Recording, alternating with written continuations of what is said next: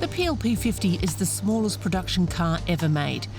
At just 1.37 metres long, it holds the Guinness World Record.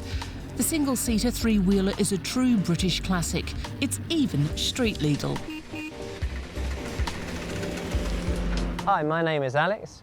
I'm 5 foot and 11 inches, and I drive the world's smallest car, the PLP50. Alex Orchin from Wivelsfield, south of London, has a passion for unusual vintage vehicles. The PLP50 has a moped engine, no reverse gear, and its average speed is just 37 kilometres an hour. Yet the mechanic loves to go for a spin in his microcar.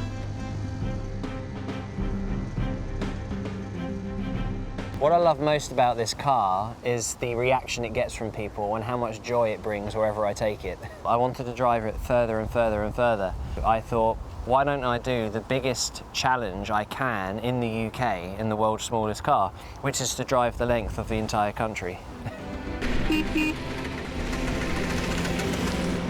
So he did. In November 2021, Orchin started off from the village of John O'Groats on Scotland's northern coast. He travelled the length of Britain, some 1,400 kilometres, finishing at Land's End in Cornwall.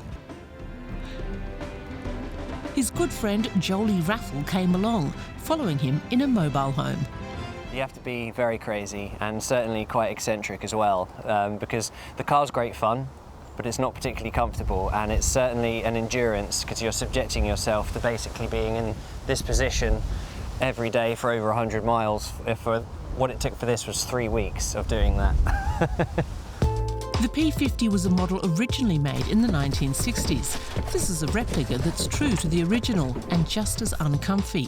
There's no heater, no head or leg room, no cushy seat.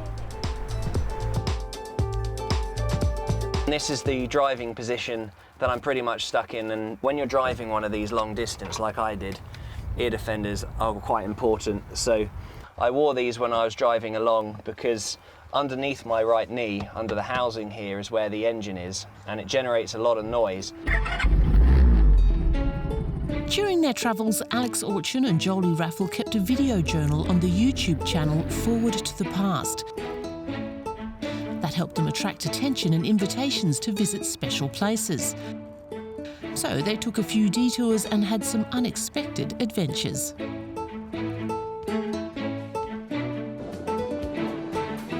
One of the moments that stood out the most was Blackpool Tower, because it was so bizarre.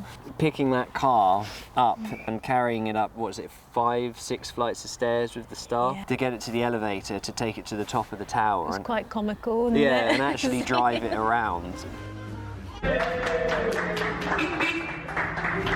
But there were tough times too. The P50's door fell off more than once, its tyres wore out fast, and the clutch also caused problems. There was one time when I really did suffer. I was so cold. I'd been repairing the car in the snow, and it was very high winds that day, and I felt cold to the core, and that was the only day where I was really struggling. But giving up was not an option. In December 2021, after 3 weeks on the road, Alex Orchin reached his destination, Land's End in Cornwall. On his road trip, he collected donations for a British charity and got to know his homeland like he hadn't ever before. A beautiful, beautiful place. Yeah. As a Brit, you always want to travel abroad. But when you take the time to travel in your own country, you can discover just how beautiful and varied it can be. And it sounds cliche, it's not about the destination, it's the journey.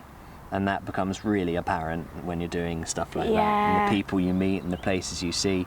When you get to the end, although it's great and you're like, oh, I can't believe we've finally done it. But then it's like, oh, it's ended, we've got to go home. Though not for too long, because Alex Orchin is already planning his next adventure with his PLP50. Who knows where it will lead them.